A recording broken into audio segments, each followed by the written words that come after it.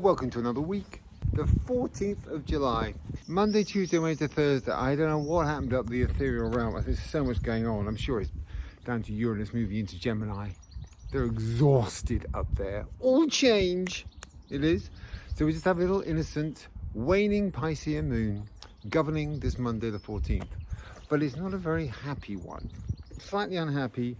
Opposite Aries. A little innocent Piscean moon. Emotion, opposite Aries, volatility. So if you are feeling emotional and you decide to become volatile, idiotto, shouldn't do it. Wrong move, wrong call, wrecking the week on a Monday. Don't go there.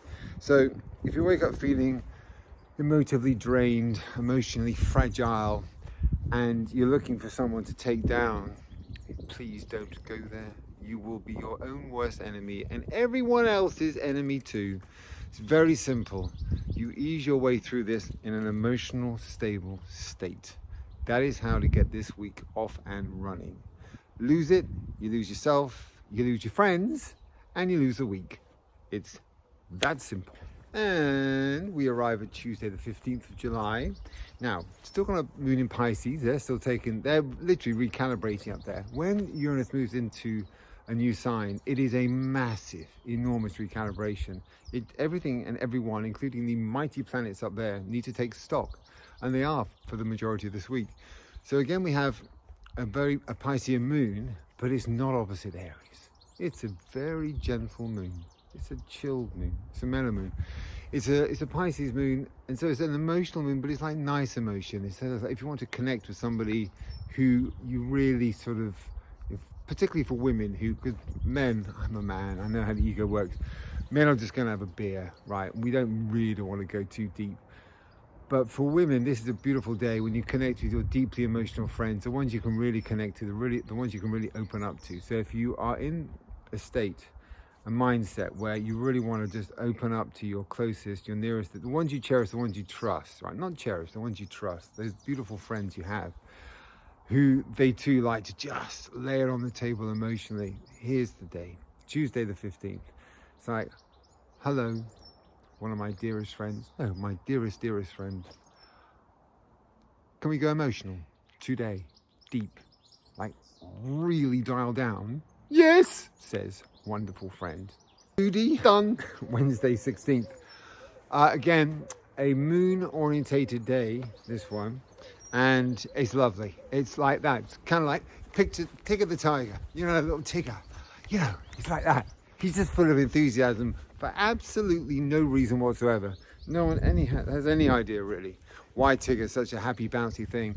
It's a Tigger the tiger day. It's a moon in Aries.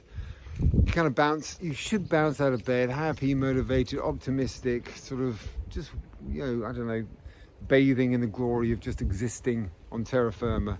It's that kind of day. You can get a lot done because Aries is all about energy. So if so far on Monday and Tuesday you've got precisely jack shit done, today's the day to catch up from Monday and Tuesday. Aries is basically saying, happy Wednesday. If you've got a list a mile long and you want to get everything done and every box ticked all week long, I am here to assist. It is I, little Aries moon, happy, bouncy, Tigger-esque Aries moon, helping you get shit done. Mercury retrograde. Oh my God. It's another one. They come round about 3 or 4 times a year. This is Thursday the 17th of July 2025. Mercury retrograde has arrived, as I always say with Mercury, and it goes through until August the 11th. Okay, so July 17th, Mercury retrograde, sort of going backwards, but not really going backwards. It kind of stays stationary, but appears to go backwards. And when Mercury is retrograde, it impacts, but only for the first 3 days and the final 3 days. In between, switch off. It's a nonsense. There'll be a whole bunch of dramatic statements. Mercury retrograde, 3 weeks. Don't do anything. Don't move. Don't get out of bed. Actually, don't breathe for 3 weeks. Bullshit. First 3 days and the last 3 days of the retrograde. You know, when, like, for example, Uranus just moved in to Gemini. Now, when Uranus moves, like these big planets move into a new star sign, that's like a 3 month, just massive impact. Bam, right?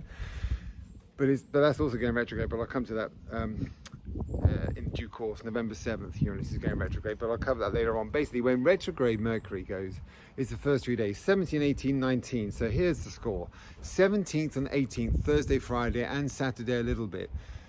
If you're arranging things, if you're traveling, if you're networking, if you're doing something intellectual, if you're trying to get a project completed on those days, 17th, 18th, kind of 19th and 20th of July, the message is really quite simple. Don't! So life is uncomplicated sometimes. De-frinking mer. Don't go there. Right? Now, if you want to be stubborn and go, no, I will. I'm Mr. Fox. No idea what he's talking about. Not listening to him. Retrograde. It's a nonsense. Well, on Sunday, you'll be thinking to yourself, okay, maybe I'll listen. I say to myself all the time. I was playing table tennis this morning and someone said, Hagan, you've got to do this, right? Just do this and everything will be like perfect. I didn't listen until the very last game when indeed it was perfect. Lesson to myself, to universe, listen to knowledge, right? And this isn't my knowledge, I'm imparting the knowledge. This is ancient knowledge. So first 3 days are retrograde, and the final 3 days, which will be the 8th, 9th, 10th, 11th, sort of final 4 days of the retrograde, it is impactful, right? So don't mess with it. These are powerful energies, way more powerful than anything that happens down here. So 17, 18, 19, 20th of July, and 8, 9, 10, 11th of August, don't mess with the retrograde. In between time, pretend it doesn't even exist because it ain't going to impact. This is classic astrology, just like, you know, the planets are like, they like to make astrologers' lives a little bit complex, and they've certainly done it today. So yesterday I'm like, alert, alert, Mercury retrograde. Be very careful with just like general things of organization and structure and travel and trying to make things happen and all that kind of jazz. And then today, when I say you must be careful on this day, and you must do anyway, but Mercury is sextile Venus, which is absolutely magical, right? So of these 3 days of the retrograde, when you've got to be quite careful, Thursday, Friday, Saturday, Sunday, if you have to do something, it'll be this Friday, Friday the 18th, because Mercury is sextile Venus, but it's still retrograde. It's positive mercurial energy, it's positive Venusian energy. So if you have to do something that is with regards love and money on Friday the 18th, you cannot get away with it. You're like, damn it, I'm embroiled in this situation of love or money or fiscality. I don't want that to be a word. No, it's not. Fiscality. Ridiculous. A ridiculous word. If it is fiscal in nature, is what I'm trying to say. And you have to do it. By all means do, but just be aware that the Mercury is retrograde. So if something is going to go awry, it'll be during a retrograde. So just kind of quadruple check everything, right? But fundamentally, it's actually, in terms of a retrograde cycle, it's a rather positive day.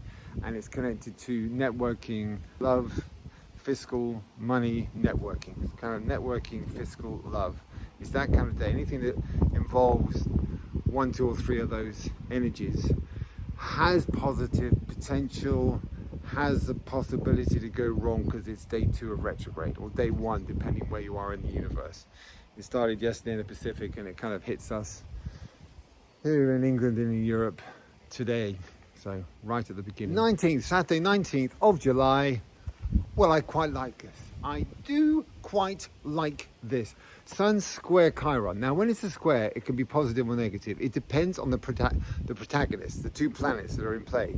It's Sun, wonderful, positive, glorious energy. Chiron, super, super cool planet, full of wisdom, knows everything there is to know about all things mental, spiritual, physical, and emotional. Wonderful, empowering, driven energy. What the Sun and Chiron are asking you to do is look at yourself and enlighten yourself and improve yourself across all spectrums of life, mental, physical, emotional, and spiritual, right? Just take time to improve yourself in an area of life that you're looking to improve yourself, whether it's to start becoming more intellectual, more physical, more sexual, more whatever it is. You want a deeper knowledge in a particular area of life.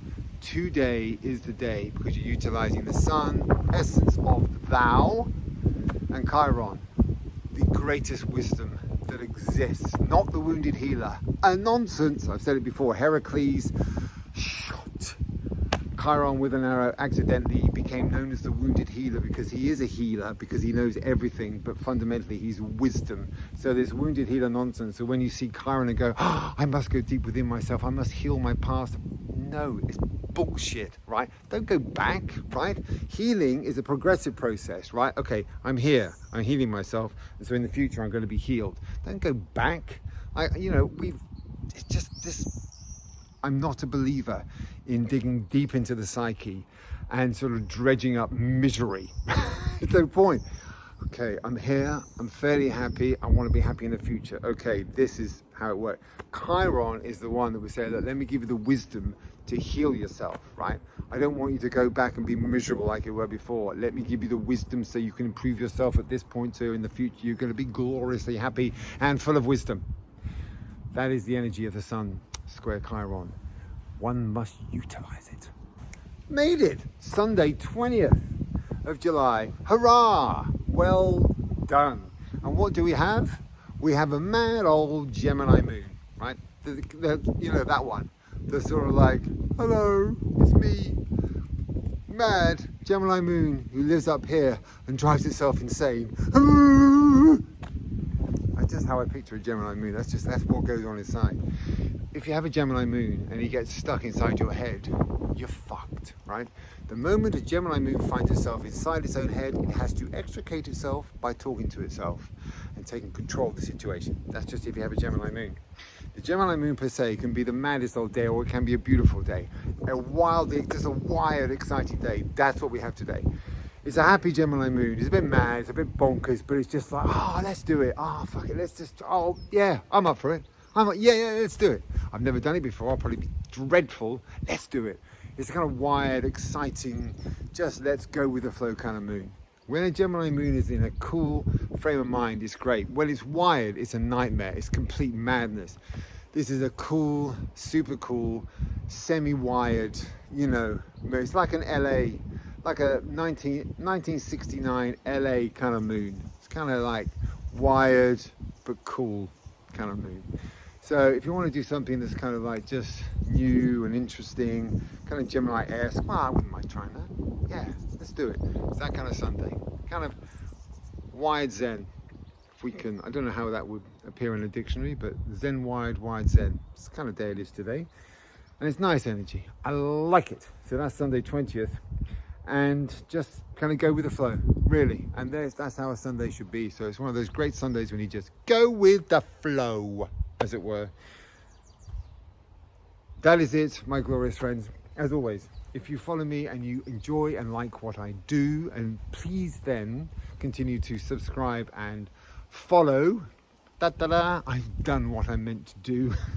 But I do appreciate it, because as I always say, it's absolutely a two-way gig. And your feedback and your responses and everything, and I'm sure you'll understand I can't reply to everything and everyone, but when I can, I do.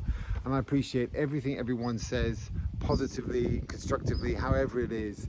It's all invaluable information to me, because I'm a learned character and I love to understand and learn. And because I have a Virgo moon, perfect, which destroys me on one level, but it's a beautiful thing to aim towards on another level. So I berate my Virgo moon, but I'm very happy to have a Virgo moon, because it has the greatest belief in the perfection of craft, and that I love about it. Until the next chapter, my glorious universe, ciao.